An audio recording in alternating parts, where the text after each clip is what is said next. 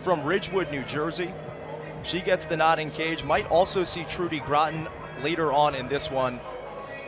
As for the Orange, big question mark was who was going to start in cage. It was going to take the week for Kayla Trainer and the program to decide. Delaney Schweitzer gets the nod initially, a transfer from USC. The Orange also have another transfer goalie in former North Carolina Tar Heel, Kimber Howard.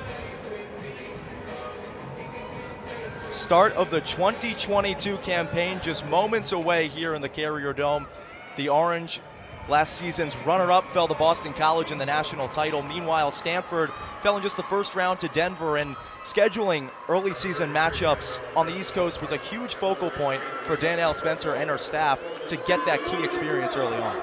And again, she didn't have that kind of experience last year, but now being able to play some of those tougher teams on the East Coast, she says either way, it's going to be success or experience.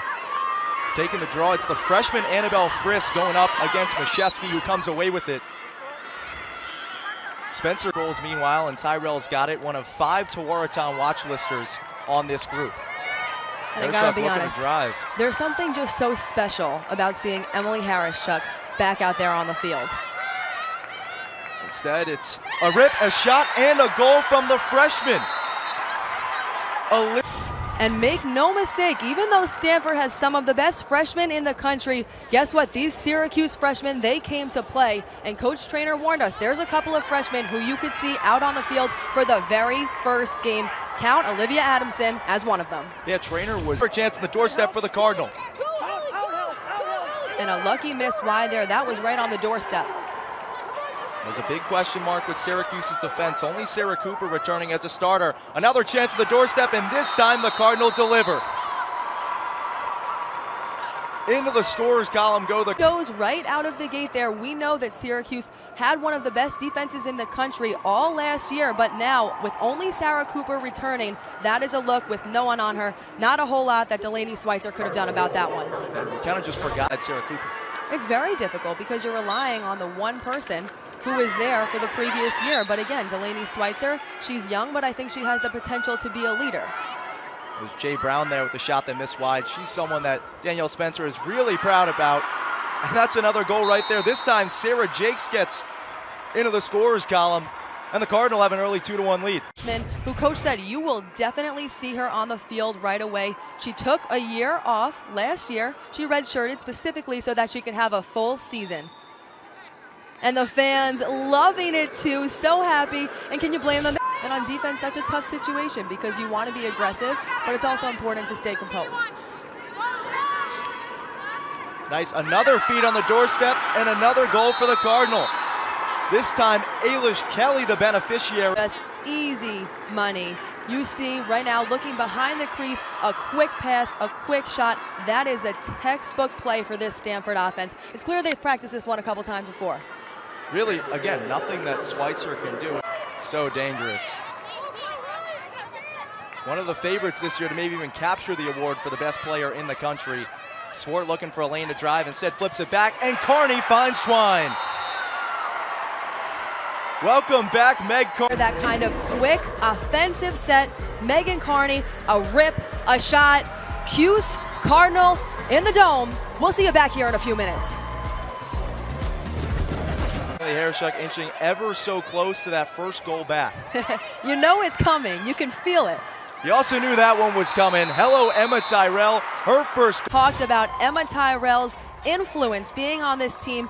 Her ability to shake a defender one-on-one is maybe one of the most impressive things about her. That was straight up one. See a little bit of that sloppy play, but you're able to reflect on those mistakes so that come May, you're ready to go.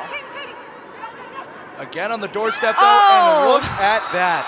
Oh, no, that was disrespect. And again, that was as a sophomore. Being able to pull that off, just incredible. But look at the positioning. She could have had any shot she wanted there. But the behind the back, the flare, that's not a shot you're going to forget anytime soon.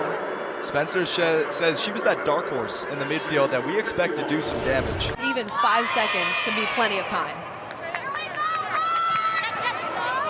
Not deciding to go just yet. It's Brown, who is so dangerous as a facilitator at X for this team. Being doubled as the possession clock winds under 10. Lou controlling, finds a cutter. Humphrey's got to get a shot off inside, and another goal for the Cardinal. This time it is Annabelle Frisk getting into the score sheet. Better. Could not have placed it any better. And that's what we mean about Galen Lou. She always knows exactly where to throw the ball. And you saw, Syracuse was woman up all of a sudden, runs in. Now we have a full-strength team, and there was hardly any time left on the shot clock. But I told you there could have been a tough situation. She loads up, and she meets the pad of Ram. Have a day, Ram. Kara Ram playing out of her mind right now, but the Cardinal can't clear, and Syracuse makes them pay. I bet you that play is one that Coach Spencer is going to be upset about, because again, a great save by Ram off of somebody who I think has one of the fastest shots in all of women's lacrosse, but you can't get the clear off, and it results in a goal. Tyrell, who really carried this group that we will be seeing from Syracuse, whether it be man or zone, it looks like the Cardinal are sticking with that man against the Syracuse weave. This time it gives Tyrell an opportunity to bounce one just over the spoon of Ram and into the back of the net. Of our one behind the back shot so far, this might have been my favorite shot of the day, of the night. That spin move, it was clean. We'll have more action coming up. 90%.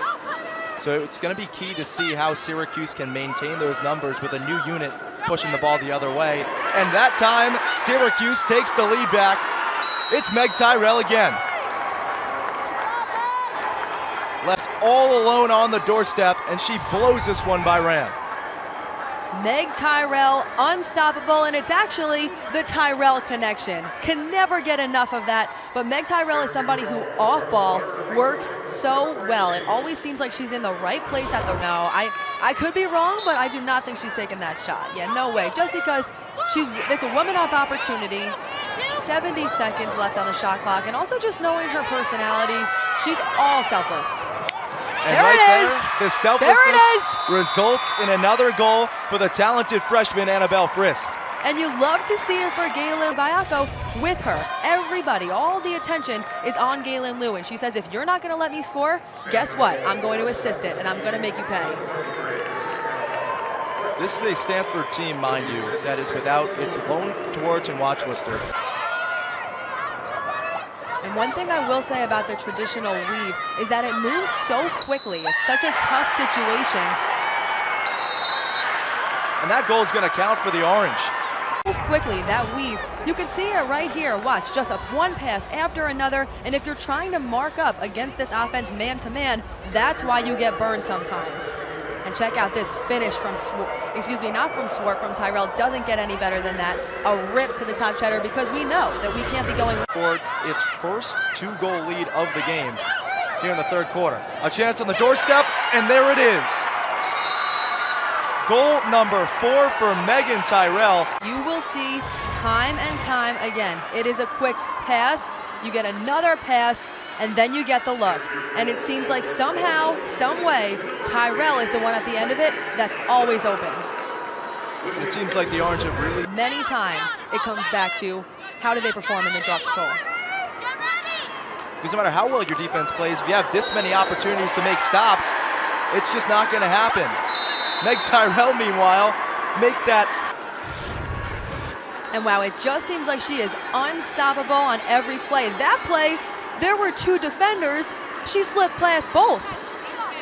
No matter what, she's able to find a way. Many of the picture, that's when you see who else can step up. A similar situation last year with Emma Tyrell being able to step up. And who knew she was capable of all of that? I always believed in her. I played with her for a while at Mount Sinai, but still, it's pretty impressive. The Tyrells have been stealing the show, but Frisk gets the Cardinal back closer. Top shelf goal, but gets the Cardinal back within 2. It's 9-7. Cannot be understated how critical that draw control was, because now, instead of what could have potentially been a 4-goal difference, we are now back down to 2. And it is a doorstop shot once again. It's half for the Cardinal, 3 for the Orange. Plenty of offense in the first 30. This final frame has been all about the back half. A lot of attention being paid there at X to Humphrey, and she just simply throws it away. Emma Tyrell with a golden opportunity in transition, being pursued relentlessly by Frist on the ride. She misses, Tyrell flips, Harris-Chuck on the doorstep to Carney, and make it 6. Take a look at this takeaway. Not all that much energy or effort, it just goes right into the hands of Tyrell, and she knows, where's my sister at? I gotta get this ball to her so she can get another goal on the day. You see Carney back in action. It's so nice to see everybody there and let know that that's someone you need to keep your eyes on. And on a free position, disaster. She rips it home, and 356 agonizing days later, Emily. And forget about this shot. This crowd so fired up for her. I knew once she was on that free position line, that was going to be her first goal of the season.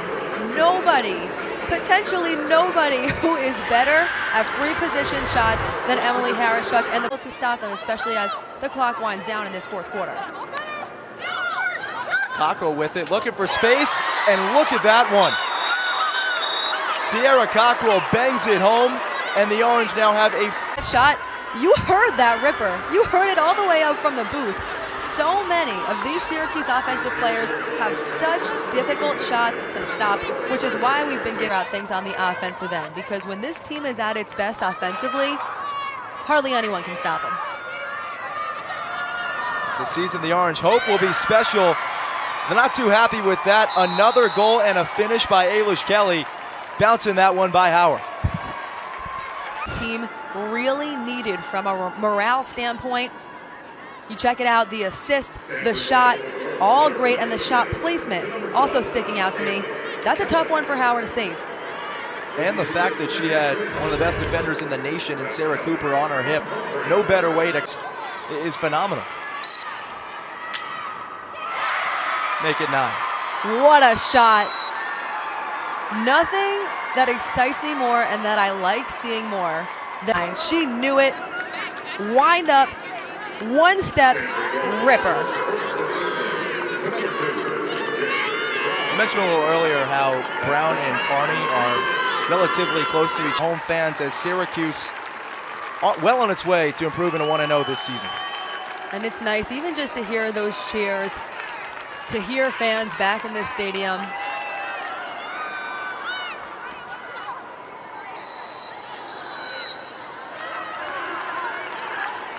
Clock's winding down, and there's only 15 seconds left until Kayla Trainer has officially won a game as head coach of the Syracuse Orange, a program that she represented so well as a player just a couple of years ago.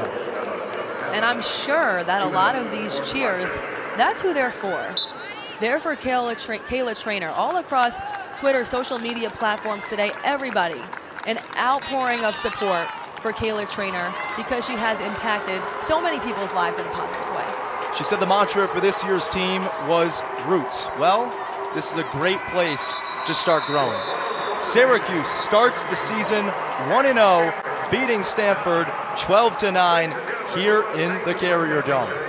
Kayla Trainer picks up her first win as head coach of her alma mater, serenaded by hugs around. The Orange with a great start to the 2022 campaign.